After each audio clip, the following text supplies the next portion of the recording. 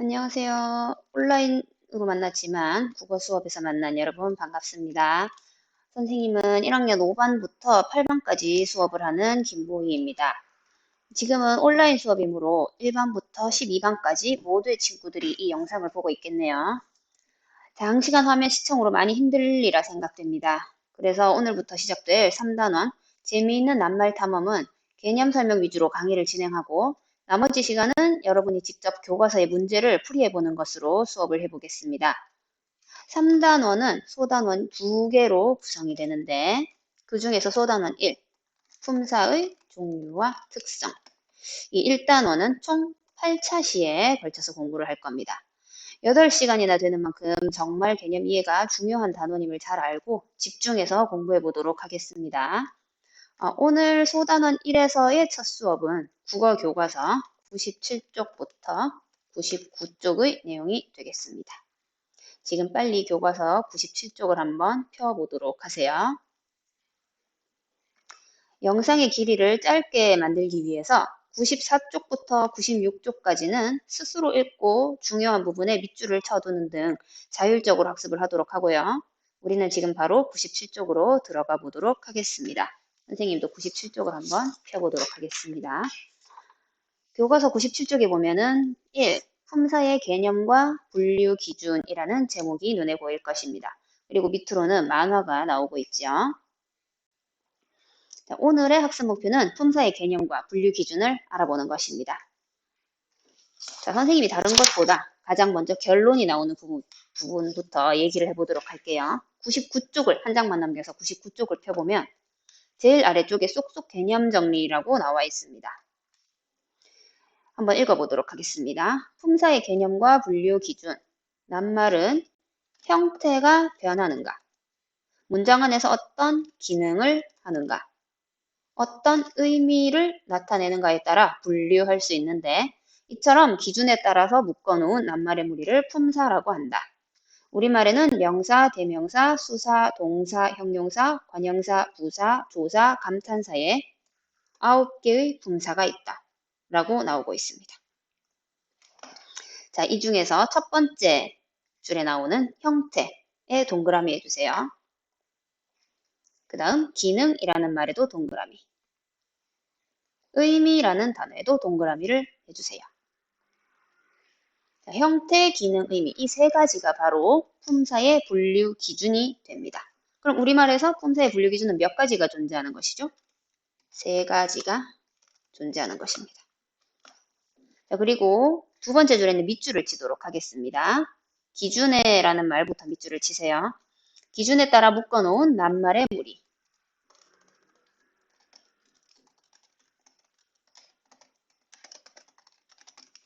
자, 이 부분에 밑줄을 치고 품사에 동그라미 해주세요. 지금 방금 여러분이 밑줄 친 이 부분이 품사의 개념에 해당합니다. 오늘 공부해야 할 내용의 결론을 벌써 다 알아버렸습니다. 품사의 개념도 알고 분류 기준을 안다면 오늘의 공부를 끝낼 수 있습니다. 하지만 이렇게 간단하게 몇 줄의 말로만 다 이해할 수 있다면 공부를 할 필요가 없겠죠. 자세하게 완벽하게 알기 위해서 다시 97쪽으로 돌아가도록 하겠습니다. 교과서 앞쪽 다시 97쪽으로 가서요. 만화를 보면 가장 가운데에 큰 그림이 나오고 여기에 보면은 낱말나라에 5마을이 있다고 하면서 지도가 나오고 있습니다. 자, 여기 보면은 편말로 출발이라고 되어 있는 곳을 따라서 가다 보면 채연이라는 편말도 보이고 용언이라는 편말도 보이고 종이 치고 있네요. 예, 그 다음에 수식언이라는 편말, 관계언, 독립언이라는 총 5개의 편말이 보이고 있습니다. 그리고 각 편말마다 그게 마을인데 이제 그 마을 안에 집이 뭐 3채 혹은 2채씩 이렇게 있는 걸 볼 수가 있죠. 자, 이것에 대해서 자세하게 알아보기 위해서 이제 선생님이 준비한 PPT 화면을 보도록 하겠습니다. 자, 품사의 개념과 분류 기준을 알기 위해서 아까 분류 기준이 3가지가 존재한다고 99쪽에서 미리 보고 왔는데요. 먼저 그 중에 첫 번째 기준인 형태에 대해서 알아보겠습니다. 형태에 따라서 어떻게 분류를 하냐 하면 우리말 낱말을 가변어냐, 불변어냐로 나뉩니다. 가변어의 가가 한자로 가능하다는 뜻이고요. 변은 변한다는 뜻입니다. 변화가 가능한 말이라는 뜻이겠죠. 가변어는 문장에서 쓸 때 형태가 변하면 가변어입니다. 그러면 그의 반대말인 불변어, 아닐 불자에 변할 변자, 변하지 않는 말은 문장에서 쓰일 때 형태가 변하지 않는 낱말이라는 뜻입니다. 자, 뭐 어떨 때 형태가 변하고 어떨 때 형태가 변하지 않는 것인지 98쪽에 한번 문제를 풀어보면 감이 올 텐데 일단은 형태로 나눌 때는 두 가지로 크게 분류를 할 수가 있구나. 변하면 가변어, 안 변하면 불변어로 그렇게 분류를 하면 되는구나 라고 생각을 해두면 되겠습니다. 그 다음 두 번째 기준, 아까 보았던 품사의 분류 기준 두 번째는 기능입니다. 기능은 문장 속에서 이 단어가 무슨 일을 하는지로 나눈 것인데, 자, 기능으로는 총 5개로 분류를 할 수가 있네요. 먼저 첫 번째 체언. 체언에는 문장 속에서 이 체언에 해당하는 낱말들은 주로 주어의 역할을 하는 말입니다. 주어, 영어 공부하면서 많이들 들어봤는지 모르겠는데 주어의 주는 주인 주자입니다. 문장 안에서 주체의 역할을 하는 낱말들이라면 주어라고 보면 되겠습니다. 그 다음 용언, 쓸 용자입니다. 한자로 사용한다는 뜻인데 주로 주어의 서술하는 역할을 맡은 말. 자, 그럼 이 체언과 용언을 합쳐서 한 가지의 문장을 선생님이 예로 들어보겠습니다. 연필이 굴러간다 라는 문장이 있다고 치면 이 문장에서 주인은 연필이 어쩌고 저쩌고에 해당하는 연필, 이 녀석이 주어입니다. 그 다음 굴러간다가 그 주어가 어떻게 하고 있는지를 알려주는 서술을 해주는 말이므로 굴러간다 라는 말은 서술어가 됩니다. 이 서술어의 역할을 주로 해주는 낱말들은 용언이라고 생각하면 됩니다. 그래서 굴러간다라는 낱말은 용언이 되는 것이죠. 그 다음 수식은, 수식이라는 말은 꾸며준다는 뜻입니다. 그래서 다른 말을 꾸며주는 역할을 하는 낱말이라면 수식언에 해당한다고 생각하면 됩니다. 예를 들면 연필이 굴러간다라는 문장에서 연필이 대굴대굴 굴러간다. 여기에 대굴대굴은 굴러가긴 굴러가는데 어떻게 굴러가는지 굴러간다는 낱말을 꾸며줄 수 있는 역할을 합니다. 그래서 대굴대굴은 수식언이 되는 것입니다. 그 다음 관계언입니다. 주로 다른 말들과의 관계를 나타내는 말. 예를 들어서 연필이 굴러간다 해서 이라고 하는 이 낱말은 연필과 굴러간다는 말, 이 두 말의 관계를 알려주는 역할을 합니다. 만약에 이 대신에 연필은 굴러간다. 뭐 그렇게 만약에 말을 바꿔본다고 할게요. 은이라고 하면 뭔가 조금 다른 뜻이 되는데 이와 은은 문장 안에서는 같은 역할을 하게 되네요. 연필이라는 주체가 되는 낱말의 역할을 설명해 줄 수 있는 관계를 알려주기 때문에 지금 설명하려고 하니까 여러분들이 잘 이해가 힘들 것 같아서 일단은 이 정도로만 설명을 할게요. 구체적으로 예시를 보면서 문장 속에서 많이 찾아보면 관계언의 개념을 잘 잡을 수 있을 겁니다. 일단 지금 여기에서는 주로 다른 말과의 관계를 나타내는 말이로구나. 연필이 굴러간다 해서 이라는 말은 관계언이구나. 이 정도로만 일단 알아두시면 되겠습니다. 그 다음 마지막 독립언이라고 하는 낱말이 있습니다. 자, 독립언에 해당한다면 다른 말과는 구별되어서 독립적으로 쓰이는 말입니다. 예를 들어보자면 어머나 연필이 굴러간다 라는 문장이 있다고 칠게요. 그러면 어머나 라는 말은 그 뒤에 나오는 연필이 굴러간다랑 굳이 뭐 연관성을 가질 필요가 없는 거죠. 그 말이 없어도 어머나 만으로도 얼마든지 자기 어떤 느낌을 표현할 수가 있는 것이고 뒤에 뒷부분에 굳이 어떤 영향을 크게 주지도 않습니다. 그래서 굉장히 독립적으로 보이는 말들은 독립언의 기능을 한다고 생각하면 되겠습니다. 자, 그러면 체언, 용언, 수식언, 관계언, 독립언. 우리말에서 품사는 기능으로 분류를 할 때는 총 5가지로 분류를 할 수가 있구나 라고 알아두면 되겠습니다. 우리 97쪽의 지도를 보면 체언, 용언, 수식언, 관계언, 독립언이라고 표말이 꽂혀 있는 거 보이죠? 이것은 기능으로 분류할 때의 기준이 되는 말인 것을 알 수 있겠습니다. 그리고 이왕 말이 나왔으니까 지도를 보면 체언 안에 보면은 집이 명사, 대명사, 수사라고 하는 집이 있죠. 용언 마을로 가면 형용사, 동사라고 하는 집이 있고요. 수식언으로 가면 관형사, 부사, 관계언으로 가면 조사, 독립언어로 가면 감탄사라는 말들이 나옵니다. 네, 그렇게 해서 각 기능에 맞게 또 뭔가 더 분류를 할 수가 있구나 라는 거를 알게 될 텐데 그게 지금 이제 뒷부분에 나오는 품사의 분류 기준 세 번째 의미로 나눈 말이 되겠습니다. 자, 의미로 나눈다는 건 무슨 뜻이냐? 명사, 대명사, 수사, 동사, 형용사, 관형사, 부사, 조사, 감탄사로 나누면 된다는 뜻이로구나 라고 생각을 하면 되겠네요. 자, 명사는 어떤 의미의 단어들을 모은 것인지, 대명사는 어떤 의미의 단어들을 모은 것인지, 그건 오늘이 아니라 내일 이어질 수업에서 밝혀질 겁니다. 자, 그럼 이렇게 해서 오늘의 크게 알아야 할 품사의 개념, 그리고 분류 기준에 대해서 알아봤고요.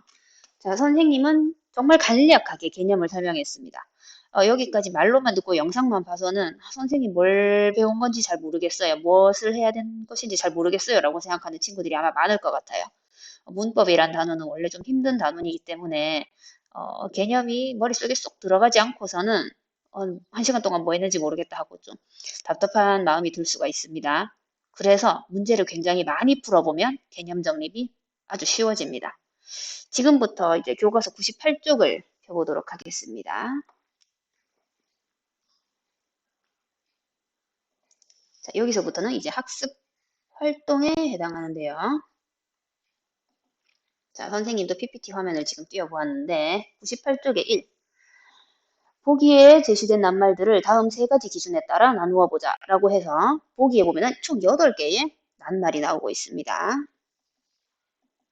자, 낱말 볼게요. 기쁘다, 매우, 설악산, 달리다, 구름, 꽃, 흔들다, 예쁘다. 참, 이렇게 8개의 낱말이 나오는데 우리 방금 좀 전에 선생님이 설명했던 것처럼 분류 기준이 총 3가지가 존재한다고 그랬는데 첫 번째 분류 기준이 형태. 98쪽에 나오고 있죠.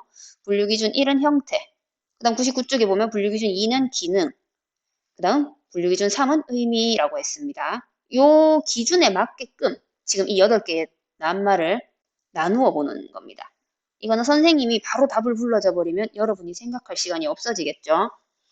그러면 공부가 안 되니까 지금 이 영상을 이제 일시 중지 버튼을 눌러둔 상태로 여러분이 스스로 98쪽부터 99쪽까지 정답을 한번 연필로 적어보도록 합시다. 틀려도 아무 상관없습니다. 틀리면 나중에 공부하면서 개념을 깨닫기가 오히려 더 쉬울 수 있습니다. 지금은 연필로 한번 풀어보도록 하고 다 풀고 나서 이 영상의 플레이 버튼을 다시 눌러보세요. 그러면 선생님이 정답을 말해주도록 하겠습니다. 자, 선생님은 녹화를 물론 계속해서 이제 정답을 한번 발표해 보도록 할게요. 아마 지금쯤 친구들은 98쪽, 99쪽을 연필로 다 풀어본 상태라고 믿겠습니다. 그냥 영상 정지도 안 해둔 상태로 선생님이 어떻게 답을 불러주는지 보자 싶어서 답 나오면 그냥 막 베껴 적고 그러지 마세요. 그러면 공부가 하나도 안 됩니다. 꼭 먼저 98쪽부터 99쪽을 풀어보고 이 영상을 계속 보도록 합시다. 그럼 선생님은 이제 정답을 한번 불러보도록 하겠습니다. 자, 괄호 1. 보기의 낱말을 형태가 변하는 낱말과 변하지 않는 낱말로 나누어 보자. 선생님이 아까 말했습니다. 형태가 변하는 낱말을 가변어라고 부른다고 했고 형태가 변하지 않는 낱말은 불변어라고 부른다고 했습니다. 자, 그러면 형태가 변하는 낱말은 기쁘다, 예쁘다, 달리다, 흔들다. 총 4가지네요. 자, 그럼 형태가 어떻게 바뀐다는 건지 여러분 우리말 뭐 계속 사용하고 있는 사람들이니까 모르지 않을 겁니다. 기쁘다는 기쁘네. 자, 종소리가 나지만 선생님이 영상을 정지하지 않고 조금 기다렸다가 계속 수업을 할게요.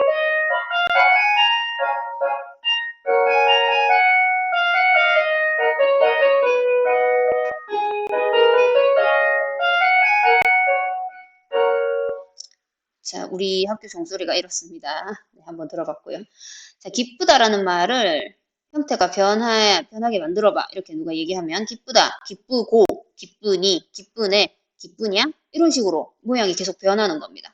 예쁘다도 마찬가지. 예쁘다, 예쁘네, 예쁘구나, 예쁘다고 뭐 이런 식으로 다 바꿀 수가 있어요.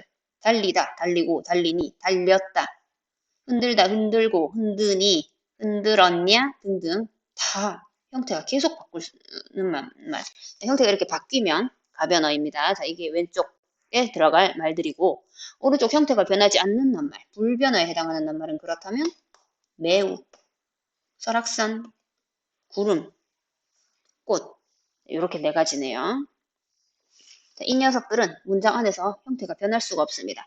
형태를 만약에 변한다고 해봅시다. 뭐 설악산이 뭐 설악센 이런 식으로 바꾸면 그건 그냥 잘못 쓴 낱말, 아예 다른 낱말이지 설악산이 모습을 변신시킨 게 아니죠. 자, 이 녀석들은 절대로 형태가 변하지 않습니다. 자, 그 밑에 98쪽에 왕자가 이렇게 얘기를 하죠. 웃으면서 B는 문장에서 어느 위치에 쓰이든 형태가 변하지 않지만 착하다는 위치에 따라 착하고 착하니 등으로 형태가 변해라고 하면서 힌트를 줬습니다. 다들 아마 이 힌트를 읽고 난 다음에 문제를 풀어서 틀리는 친구들은 아마 없으리라고 믿습니다.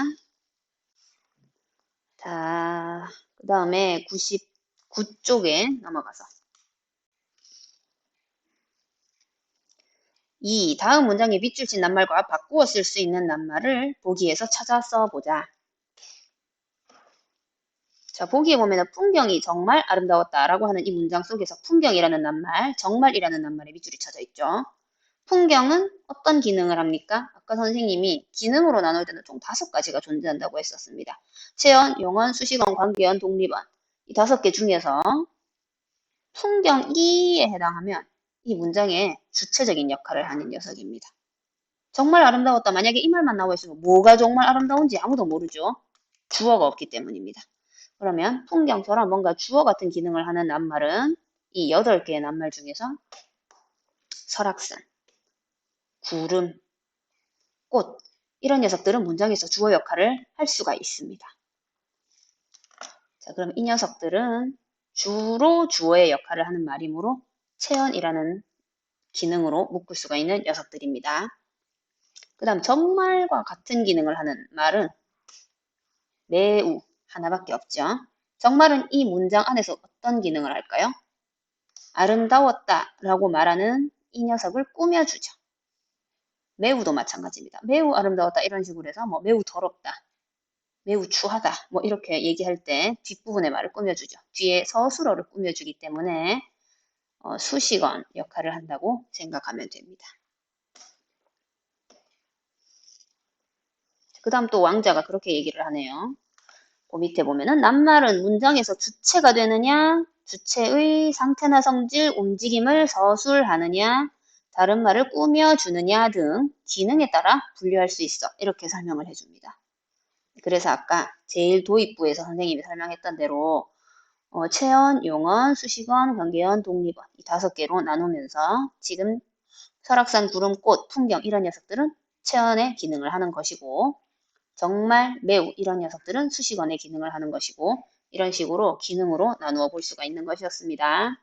자, 그 다음 마지막입니다. 이제 의미에 따라 보기의 낱말들을 나누어 보자. 움직임이라는 어떤 의미를 담고 있는 낱말을 골라보면 달리다, 흔들다. 이건 움직일 수 있는 거죠. 달린다는 것도 내 팔다리를 열심히 움직여야 됩니다. 흔든다는 것도 내가 뭔가 물건을 손에 쥐고 내 손을 계속 흔들든지 해야 됩니다. 그죠? 움직임이 나타나는 말. 이런 거 보고 우리 동사라고 합니다. 미리 알려줬습니다. 그 다음 상태나 성질은 보세요. 기쁘다, 예쁘다. 이거는 움직임은 없습니다. 근데 어떤 상태인지, 너 어떤 상태야? 물었을 때 뭐 기쁜 상태, 뭐 저 물건의 지금 성질이 어때? 뭐 예쁜 성질을 지니고 있다. 이런 식으로 기쁘다, 예쁘다는 상태와 성질을 알려주는 역할을 하는 그런 의미를 담고 있는 낱말입니다. 그래서 기쁘다, 예쁘다도 상태나 성질을 나타내는 낱말이고 특별히 우리 이런 걸 형용사라고 부릅니다. 뭐 더 구체적인 건 뒷부분에 가서 배우면 되니까 지금은 그렇게 듣기만 하세요. 그 다음 마지막 이름을 나타내는 낱말로 설악산, 구름, 꽃 이렇게 3가지가 존재하네요. 설악산이라는 거는 우리 알다시피 제주도에 가면 있는 어떤 산의 이름이죠. 구름은 하늘에 떠 있는 어떤 하얀색 모양의 몽글몽글한 그 물체에 대한 이름이고요. 자, 이런 식으로 어떤 물체의 이름이 되는 것을 나누었을 때 이 이름은 명사라는 낱말로 명사라고 하는 품사로 묶을 수가 있습니다. 이 낱말들은. 아유, 선생님 무슨 말 하는지 잘 모르겠어요 라고 생각하지만 특별히 틀린 사람은 아마 없을 거라고 생각합니다. 선생님이 몇 년째 이 부분을 가르치고 있는데 98쪽, 99쪽을 틀리는 친구는 거의 없었어요. 아마 여러분들도 하나도 틀리지 않고 잘 풀었으리라고 믿고요. 혹시라도 부끄럽게도 틀린 친구들은 지금 빨간색으로 정답을 적어 놓도록 하세요. 그럼 나중에 공부를 할 때, 아, 내가 이때는 이걸 헷갈려서 틀렸었구나 라고 하면서 다시 복습을 할 때 도움이 될 겁니다. 자기가 틀린 걸 무작정 연필로 쓴 걸 지우개로 지우고 정답을 적지 말고 자기가 틀린 걸 그대로 놔둔 채로 빨간색 펜이나 더 색깔이 진한 펜으로 진짜 정답을 적어두면 나중에 틀린 개념을 바로잡아서 공부를 할 때 복습을 할 때 큰 도움이 될 겁니다. 자, 그러면 오늘은 이렇게 해서 품사의 개념과 분류 기준에 대해서 공부를 해봤습니다. 자, 선생님이 여기까지 영상을 만드는 동안 과연 몇 분이 흘렀는지 선생님은 잘 모르겠는데 정리 다시 해보도록 할게요. 99쪽 속속 개념 정리에 나왔던 부분으로 다시 돌아가서 품사의 개념, 알다시피 기준에 따라 묶어놓은 낱말의 무리가 바로 품사입니다. 그 다음 품사의 분류 기준. 우리말에서 품사의 분류 기준은 세 가지가 존재한다고 했는데 형태, 기능, 의미로 나눌 수 있다고 했습니다. 그 중에 형태로 나누면 가변어냐 불변어냐 왜 두 가지로 나눈다 그랬죠. 기능으로 했을 때는 체언이냐 용언이냐 수식언이냐 관계언이냐 독립언이냐를 묻는 것이므로 총 5개가 존재하고요. 의미로 나눌 때는 명사, 대명사, 수사, 동사, 형용사, 관형사, 부사, 조사, 감탄사의 9개로 분리를 할 수가 있습니다. 그중에 뭐 제일 여러분이 확실하게 알아야 되는 것은 바로 의미로 나눈 9개의 품사입니다. 우리말은 품사가 몇 개냐고 물으면 9개라고 대답을 하면 됩니다. 자, 이 구품사를 구체적으로 알아가는 과정을 다음 주가 아니죠. 다음 차시부터 공부를 하도록 하겠습니다. 자, 그러면 오늘의 영상은 여기에서 마치고, 과제는 특별히 지금 너희들이 98쪽, 99쪽을 스스로 풀었잖아요. 이 부분을 나중에 다 한꺼번에 모아서 사진 찍어서 올리라고 하겠습니다. 그러니까 오늘 이 영상은 그냥 보는 것으로 스스로 그냥 국어책에다가 한번 써본 것으로 끝내도록 하고 굳이 과제를 찍어서 올리지는 않아도 됩니다. 나중에 선생님이 몇 쪽부터 몇 쪽까지 한꺼번에 사진 찍어서 올리세요라고 할 때 그때 올려주시면 되겠습니다. 오늘 좀 금방 끝난 것 같죠? 네, 참 수고 많았습니다. 오늘의 영상은 여기서 마치도록 하겠습니다.